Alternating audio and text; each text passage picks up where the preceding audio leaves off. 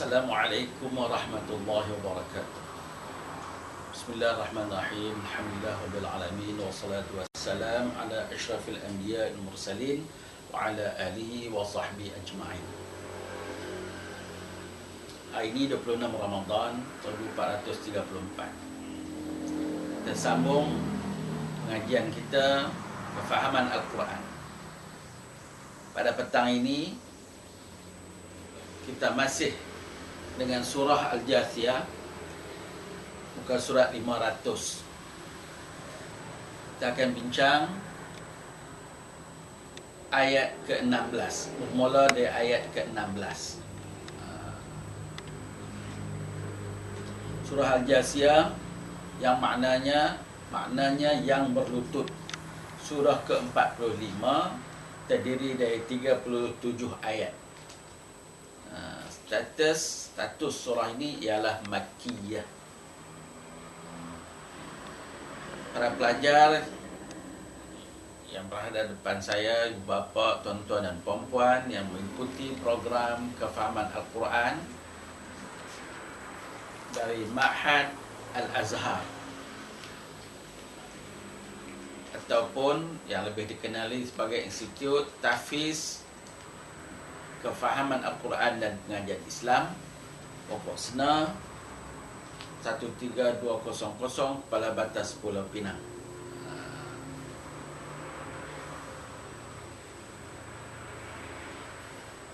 Pada petang ini kita akan lihat paparan Allah mengenai perangai dan sikap Bani Israel ratusan tahun dulu, sebelum kedatangan Nabi Muhammad SAW dan sebelum kelahiran kita sendiri, ribuan tahun dulu. Jadi petang ini kita singkap sejarah yang berharga yang dipaparkan oleh Allah Subhanahu wa taala melalui Al-Quranul Karim, surah Al-Jathiyah ayat 16. Bismillahirrahmanirrahim. Walaqad atayna bani Israil al-kitaba wal hukma wan nubuwwata wa razaqnahum minat thayyibat wa faddalnahum 'alal 'alamin. Apa maknanya? Dan sesungguhnya, walaqad dan sesungguhnya, atayna bani Israil, kami yakni Allah telah berikan kepada Bani Israel. Apa yang Allah berikan kepada mereka, kepada Bani Israel? Al-Kitab, yakni kitab Taurat, wal hukma dan pemerintahan ataupun kerajaan. Jadi orang Bani Israel ini memerintah negara beberapa abad lamanya. Wan nubuwah dan kenabian, banyak nabi di kalangan orang-orang Bani Israel, termasuk Nabi Musa dan Nabi Harun dan lain-lain. Gitu. Wa faddal wa razaqnahum minat thayyibat, dan kami beri rezeki kepada mereka daripada perkara-perkara benda-benda makanan yang baik-baik, yang terlalu hebat, yang ada setengahnya diturun khas oleh Allah dari langit, seperti man dan salwa. Gitu. Wa faddalnahum 'alal 'alamin, dan kami lebihkan mereka itu daripada manusia-manusia lain di zaman mereka. Mana di zaman Bani Israel, orang Bani Israel lah yang Tuhan lebihkan. Kenapa mereka dilebihkan? Karena mereka diberi kitab Taurat terus daripada Allah Subhanahu wa taala melalui malaikat Jibril. Mereka diberi kerajaan untuk memerintah manusia, dan mereka dilantik ataupun diutuskan banyak orang rasul di kalangan Bani Israel ini. Itu tiga perkara. Lagi Tuhan bagikan rezeki yang baik. Maknanya ekonomi mereka baik, mantap, perniagaan mereka bagus, pertanian mereka baik, dan sebagainya lagi. Bumi mereka subur, gitu. Fa faddalnahum 'alal 'alamin, dan kami berikan kepada mereka kelebihan nisbah orang-orang di zaman mereka itu.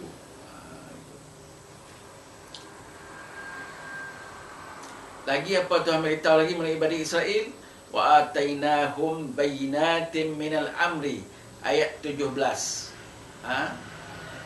apa perangai mereka, apa sikap mereka, apa tindak tanduk mereka, baik ataupun jahat. Tuhan beritahu pada kita, kepada umat Nabi Muhammad pada hari ini, dan Tuhan beritahu kepada kita yang study kefahaman Al-Quran pada hari ini. Apa Tuhan kata dalam ayat 17? Wa atainahum bayyinatin minal amri, dan kami berikan kepada mereka keterangan-keterangan yang jelas tentang urusan agama. Keterangan yang jelas, mana ada kitab Taurat, bagaimana menyusun struktur kehidupan mereka, bagaimana peribadatan mereka, bagaimana akhlak yang sepatutnya mereka lakukan, bagaimana tindakan yang patut mereka lakukan setiap berhadapan dengan suatu perkara, baik, buruk, sikap mereka semua diberi penerangan oleh Allah dengan jelas. Wa atainahum, kami beri pada mereka bayyinatin minal amri, dan kami berikan pada mereka keterangan-keterangan yang jelas tentang urusan agama mereka. Lagi, apa masalah yang mereka hadapi, apa masalah tapangan mereka? Famakhtalafu illa min ba'di ma ja'ahumul ilmu baghyan bainahum. Maka mereka telah berselisih. Maka mereka tidak berselisih. Wa makhtalafu, maka tidak berselisih oleh mereka semua. Mana orang Bani Israel ini tidak bersih pendapat. Illa, melainkan min ba'di ma ja'ahumul ilmu, melainkan setelah datang kepada mereka pengetahuan. Mereka hidup dalam keadaan baik, contohnya tidak berselisih pendapat. Tapi bila bermulanya perselisihan ini berlaku, bila datang kepada mereka ilmu. Bila setelah datang ilmu kepada mereka. Sebab apa mereka bergaduh? Sebab apa mereka berselisih faham? Sebab apa mereka bersengketa? Baghyan bainahum, kerana kedengkian yang ada kepada mereka. Kerana dengki. Ulama' ni kata macam ni, ulama' kata macam ni, ulama' ni untuk menandingi ulama' ini, kumpulan ini ingin menandingi kumpulan lain. Itu punca perselisihan pendapat mereka, punca pergaduhan mereka, punca persengketaan mereka adalah disebabkan oleh perasaan dengki. Jadi Tuhan cerita kepada kita ini bukan saja-saja, sama ada kita juga berlaku persengketaan ini sebab apa? Sebab untuk mencari keridhaan Allah. Okey, bagus. Ada yang kita sudah tahu, kalau orang itu berijtihad, dia betul ijtihadnya, dia dapat pahala 2. Kalau ijtihadnya salah, dia dapat pahala 1. Tapi masalah yang ditimbulkan oleh Allah dalam ayat ini ialah baghyan bainahum, kerana dengki sesama mereka, dengki di kalangan mereka, perasaan dengki itu. Dengki itu kadang-kadang disebabkan oleh kepentingan peribadi, kepentingan dunia yang sempit, yang sementara ini. Dan lepas itu kita lihat peristiwa yang berlaku yang menyayat hati utama kali di negara Iran daripada tahun 1952 hingga 1979. Masa yang begitu panjang, rakyat Iran mengikut sejarahnya dibunuh oleh pemerintah tidak kurang daripada 70,000 orang. Jadi ketika itu ada ulama kata rakyat tidak boleh lawan kerajaan. Kalau kerajaan membunuh rakyat itu mati katak saja, berdosa sebab melawan pemerintah. Ada sekumpulan ulama mengatakan bahawa menentang kerajaan yang zalim ini mati syahid. Kita mati syahid. Contohnya gitu. Pertama kali almarhum Imam Khomeini kata, saya tidak minta anda semua, wahai anak-anak muda, untuk membunuh para ulama ini. Tapi kalau kita berjaya menanggalkan serban yang mereka pakai, itu sudah mencukupi. Jadi kita lihat pada tahun 1979, satu hari saja pihak Syah Iran membunuh rakyatnya sendiri yang tunjuk perasaan di jalanan, di jalan raya. Satu hari dia panggil Jumaat Sauda. Satu hari saja 4,000 orang dibunuh dengan menggunakan helikopter untuk membunuh rakyatnya sendiri.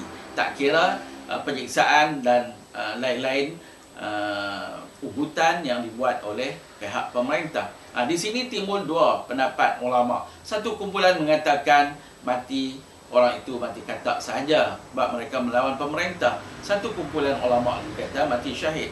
Baik, apakah dorongan terhadap peristiwa ini, terhadap kenyataan ini, sama ada berdasarkan kepada fakta yang betul daripada Quran dan hadis ataupun berdasarkan seperti mana yang berlaku pada ulama-ulama Bani Israel yang dibongkar perangai mereka oleh Allah dengan kata Allah baghyan bainahum, kerana kedengkian yang ada di antara mereka.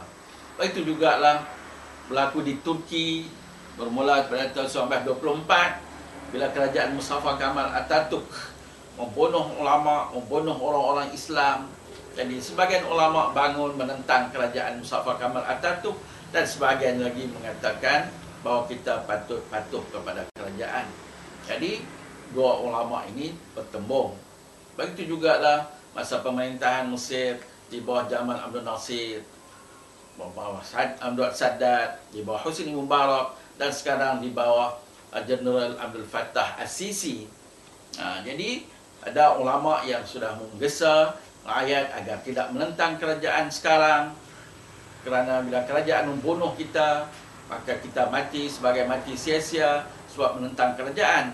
Tapi sekumpulan ulama lain menggesa agar rakyat bangun menentang kerajaan untuk menegakkan kebenaran, mengembalikan syariat Islam di bumi Mesir itu.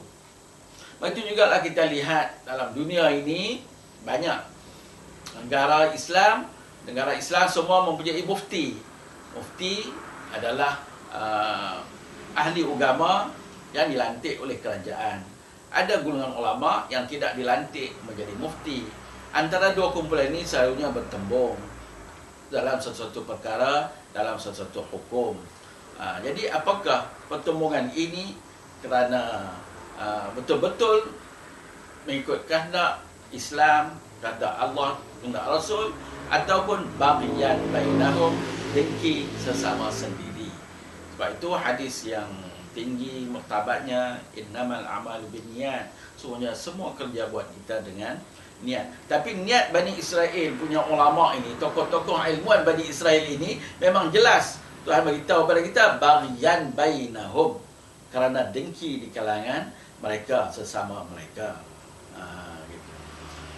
Jadi apakah cerita ini hanya sebagai hiburan untuk kita baca Quran di bulan Ramadan ini, ataupun cerita ini menusuk ke kalbu kita untuk menilai kita ini sendiri, apakah keputusan yang kita buat ini berdasar kepada dengki ataupun berdasar kepada kebenaran.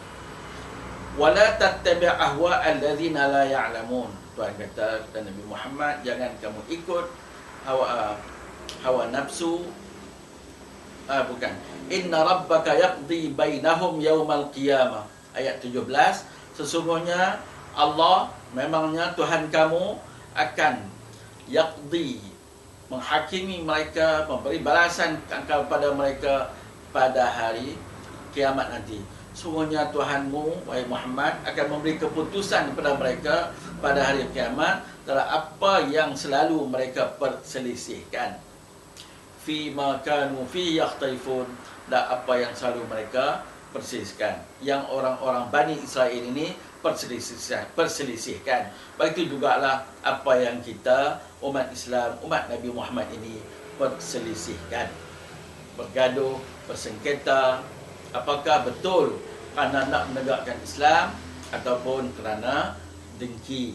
Sejarah telah buktikan wujudnya Masjid Dirar dalam bentuk masjid, tapi masjid yang tak betul, yang tak bagus.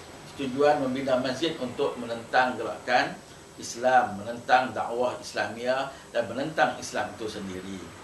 Begitu juga dalam bentuk-bentuk lain. Kalau masjid pun boleh dimanipulasikan untuk menjadi tempat yang tidak baik, apatah lagi kewujudan gedung-gedung perniagaan, kewujudan sekolah-sekolah, kewujudan apa-apa yang tujuannya untuk menghalang satu pihak lagi daripada melakukan kebaikan. Ini terletak kepada niat masing-masing. Inna rabbaka yaqdi bainahum yawmal qiyamah fima kanu fihi yakhtalifun. Ayat 18. Summa ja'alnaka, kemudian kami jadikan engkau wahai Muhammad ala syari'atin minal amri fattabi'ha wa la tattabi' ahwa alladzina la ya'lamun. Kemudian kami jadikan engkau wahai Muhammad mengikuti syariat-syariat, peraturan-peraturan di agama itu.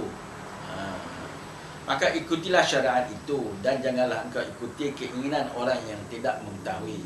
Orang-orang yang menentang kamu daripada mengikuti syariat itu, apa orang panggil, janganlah ambil perhatian, jangan abaikanlah sahaja kehendak orang-orang yang bertindak mengikut hawa nafsu mereka, sebab mereka memang tidak mengetahui. Ayat 19. Innahum la yughnu 'anka minallah syai'an wa innaz zalimina ba'dhum awliya'u ba'din wallahu waliyul muttaqin. Ini yang kita ingin sentuh sedikit. Innahum, sesungguhnya mereka tidak akan dapat menghindarkan engkau sedikit pun daripada azab Allah. Kalau engkau mengikut kehendak mereka pun, mereka tidak dapat menghindarkan engkau daripada azab Allah. Jadi tidak perlulah ikut hawa nafsu mereka. Orang-orang yang sentiasa menghalang engkau wahai Muhammad, dan juga orang-orang yang menghalang kita daripada mengikut ajaran Allah Subhanahu Wa Taala. Kalau kita ikut pun, akhirnya di akhirat mereka tidak dapat membantu dan membela kita. Maka sesungguhnya mereka tidak akan dapat menghindarkan engkau sedikit pun daripada azab Allah. Dan sesungguhnya orang yang zalim, sebahagiannya menjadi pelindung atas sebahagian yang lain, sedang Allah pelindung bagi orang yang bertakwa. Di sini Tuhan jelaskan bagaimana kesepaduan orang-orang yang melakukan kezaliman sepanjang masa, daripada zaman berzaman, termasuk zaman Nabi Muhammad hingga ke zaman kita pada hari ini. Sekarang kita lihat dengan jelas apa yang berlaku di Mesir, pergolakan yang berlaku di Mesir setelah tentera mengambil alih kuasa, menggulingkan presiden yang dilantik oleh rakyat Mesir, Dr. Muhammad Mursi. Kalau kita buka akhbar dunia, yang akhbar dunia ini dapat kita tetapi di ujung jari kita saja. Dengan membuka internet, kita dapat membaca akhbar dari Amerika, dari Jerman, Perancis, Rusia, Britain dan mana-mana dunia. Dan kita dapati bahawa mereka sekata sehati sejiwa menyokong tindakan tentera. Walaupun mereka memperjuangkan demokrasi, mereka yang menggalakkan demokrasi, bila diadakan pilihan raya bebas dalam negara Islam, mereka inginkan orang mereka menang. Tapi mereka bila sebaik saja orang mereka kalah, mereka melakukan huru-hara, buat sesuatu yang merosakkan negara, sabotaj ekonomi dan sebagainya lagi, mengeluarkan duit yang berbilion-bilion untuk menggesa rakyat, konon-kononnya menentang kerajaan yang dilantik. Kemudian mereka mengguling kerajaan itu, maka menghancurkan pemerintahan itu. Sekarang terbukti pemerintahan baru dalam usia yang singkat saja pun sudah membunuh puluhan, ratusan orang dan mencederakan ribuan yang lain. Tapi dunia semua melalui lidah bercabang mereka mengatakan itulah perkara yang sebaiknya dilakukan oleh pemerintah kerana menjaga demokrasi yang mula tumbuh di negara Mesir itu. Begitu jugalah bila kita lihat sahabat akhbar-akhbar di beberapa negara Arab amat menyokong penuh tindakan dilakukan oleh Abdul Fattah Sisi dan kuncu-kuncunya ini. Sedangkan apa yang mereka lakukan terlalu ganas, menyebabkan ekonomi negara mereka rosak dan sebagainya lagi. Tapi bagi kita yang meneliti Al-Quranul Karim, meneliti kitab Allah Al-Quran ini, Tuhan jelaskan kepada kita, wa annaz zalimin ba'dhum awliya'u ba'd. Orang-orang yang melakukan kezaliman menyokong dan membantu sesama mereka. Dan orang kafir, itulah cerita orang kafir yang saya selalu sebutkan, yang kita kesal dan sedih. Kenapa orang-orang Islam juga bertindak sama seperti orang kafir? Kita tidak mau menuduh mereka ini kafir, kita tidak mau menuduh mereka munafik, kita tetap mengatakan mereka Islam.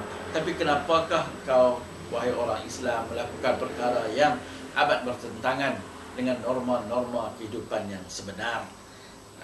Gitu.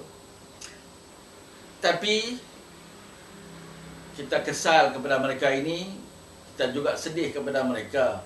Mereka tidak tahu yang tindak tanduk mereka itu sebenarnya bukan satu tindak tanduk yang betul.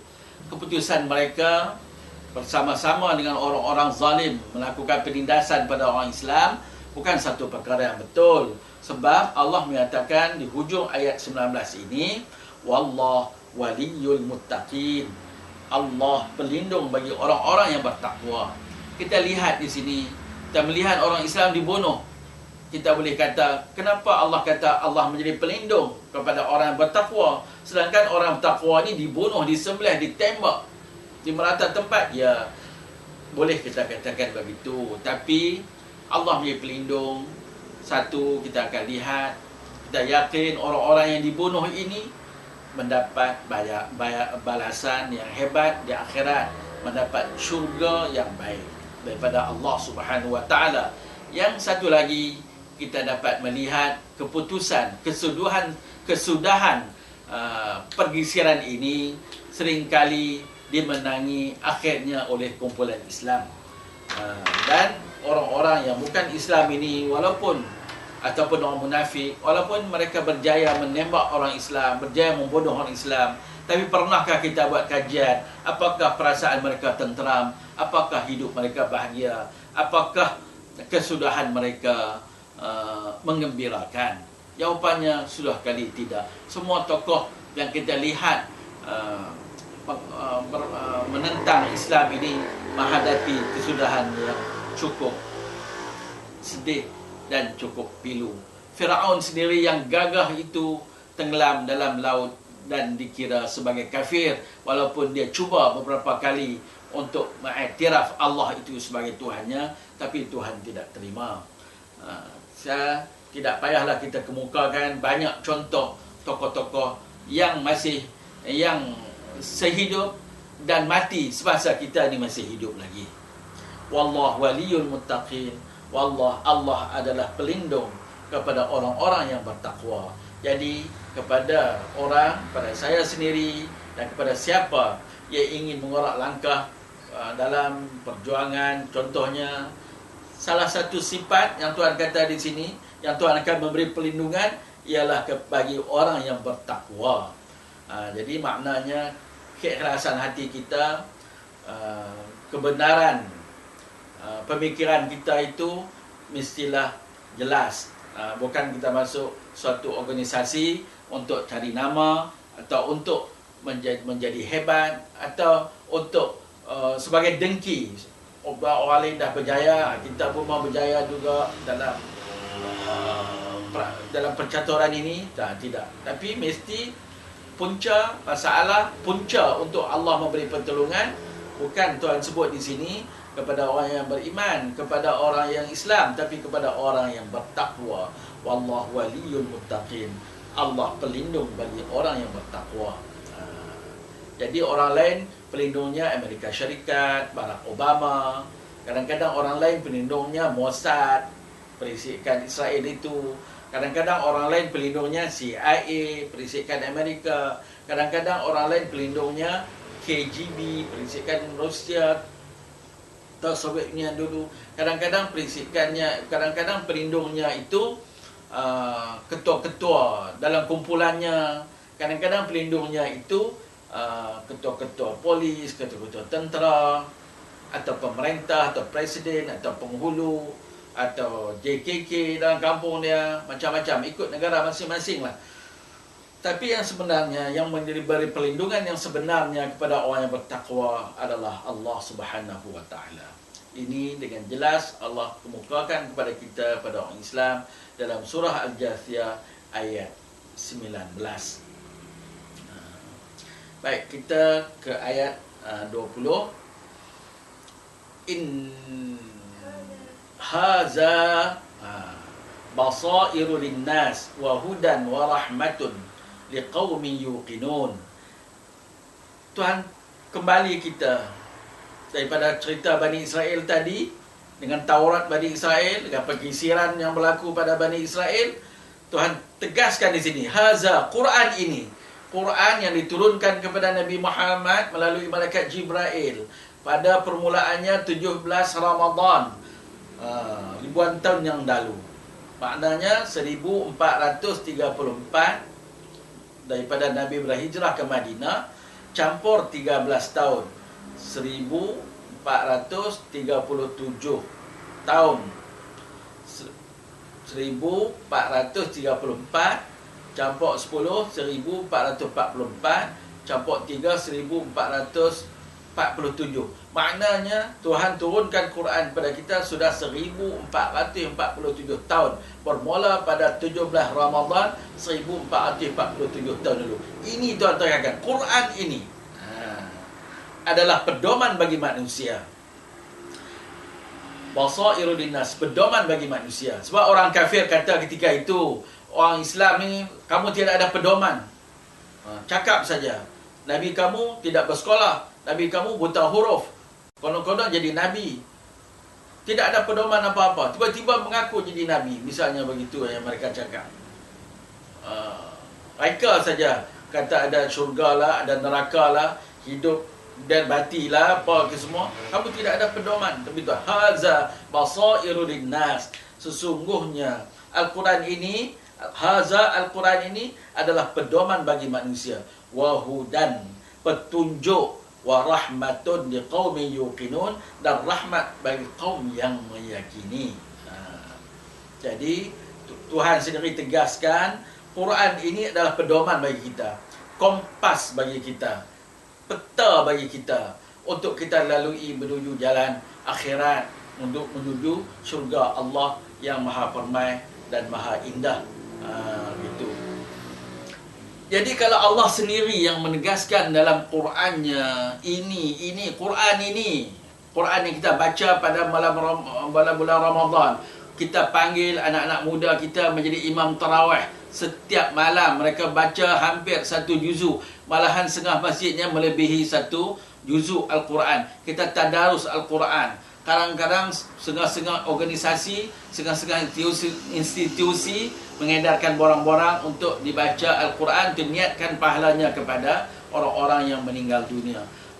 Di Saban tahun, semua, hampir keseluruhan negara Islam menganjurkan musabaqah tilawah Al-Quran Al-Karim yang kita mulakan sejak 50 tahun dulu di Malaysia. Dan setengah negara menganjurkan musabaqah tahfiz Al-Quran Al-Karim. Setengah negara dan banyak institusi menganjurkan sekolah tahfiz Al-Quran Al-Karim, kefahaman Al-Quran Al-Karim dan sebagainya lagi. Ini Quran yang kita baca ini, yang kita popularkan seluruh dunia ini. Kalau kita pergi Mekah, kita bawa balik Quran yang cantik dan sebagainya. Haza, Quran ini basairu linnas. Tuhan kata pedoman bagi kita. Kalau Tuhan kata pedoman bagi kita, maknanya semestilah kita sebagai orang Islam, anak-anak kita sejak kecil, remaja, dewasa dan terus meningkat tua, mestilah kita bersama-sama dengan Al-Quran, bersama-sama dengan kitab Allah ini untuk kita study, untuk kita hayati, untuk kita ikuti segala ajarannya. Sebab Allah sendiri yang menegaskan bahawa Quran ini adalah pedoman bagi kita. Alangkah kesalnya kita, alangkah sedihnya kalau orang-orang yang telah menganut Islam tiba-tiba menafikan yang Al-Quran ini sebagai pedoman. Seolah-olah Al-Quran ini tidak berarti bagi kita. Seolah-olah kita cukup hanya memada dengan membaca sahaja tanpa memahami. Sebab itu saranan kita setelah puluhan tahun, ratusan tahun sampai Islam ke negara kita ini, ke tanah Melayu dan ke Malaysia dan Nusantara ini, kita baca. Dan beberapa tahun kebelakangan ini kita naikkan tarafnya. Kita study, memahami apa orang panggil tahfiz Al-Quran, tumbuhlah sekolah-sekolah tahfiz Al-Quran di merata curug rantau dalam negara kita. Dan kita harapkan kita melangkah ke satu babak lagi, iaitu memahami Al-Quran, memahami kitab Allah ini dengan baik dan teratur, agar kita kemudiannya dapat melaksanakan segala suruhan dan ajaran dalam Quran ini. Sebab Tuhan kata hudan, Quran juga sebagai petunjuk. Selain itu, Quran juga rahmatun liqaumi yuqinun, rahmat bagi kaum yang amat yakin. Kalau tak yakin, tak rahmatlah, sengsaralah bagi kaum yang tak yakin dengan Al-Quran ini. Berlepas pula untuk menentang Al-Quran, berlepas pula untuk menentang perundangan yang ditetapkan oleh Allah dalam Quran, berlepas pula untuk menentang akhlak dan peraturan-peraturan yang sepatutnya kita lakukan ini, kita menafikan, kita menentang. Tapi orang yang bertakwa, orang yang yakin, menerima sepenuhnya ajaran Al-Quran ini. Dan ayat yang 21 kita pergi ke ayat 21, ayat yang akhir kuliah kefahaman Quran kita pada petang ini. Am hasibal ladzina ijtarahu sayyi'at an naj'alahum kal ladzina amanu wa 'amilus shalihat sawa'un mahyahum wa matuhum sa'a ma yahkum. Ya, sawa'an mahyahum. Am hasibal ladzina ijtarahu sayyi'at an naj'alahum kal ladzina amanu wa 'amilus shalihat sawa'an mahyahum wa matuhum sa'a ma yahkumun.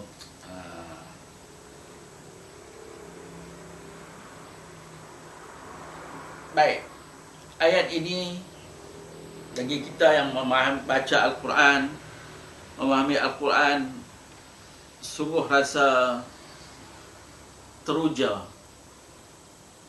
dengan ungkapan ayat ini. Sebab Allah menegaskan yang Allah tidak memberi layanan yang sama kepada kita dengan orang yang tidak beriman. Orang yang tidak beriman menganggap mereka mendapat layanan yang sama. Tetapi Allah menyatakan di sini Allah tidak melayan mereka seperti mana orang yang beriman. Jadi Allah amat mengambil berat kepada kita, kepada yang menganut Islam ini, yang sembahyang, yang puasa, yang memberi zakat, yang ingin dan yang berjuang untuk menegakkan syariat agamanya. Tuhan membelai kita, melayani kita dengan baik dan indah. Dan insya-Allah sikit ulasan yang lebih panjang akan kita huraikan dalam kuliah kita pada besok hari insya-Allah. Hingga berjumpa lagi. Assalamualaikum warahmatullahi wabarakatuh.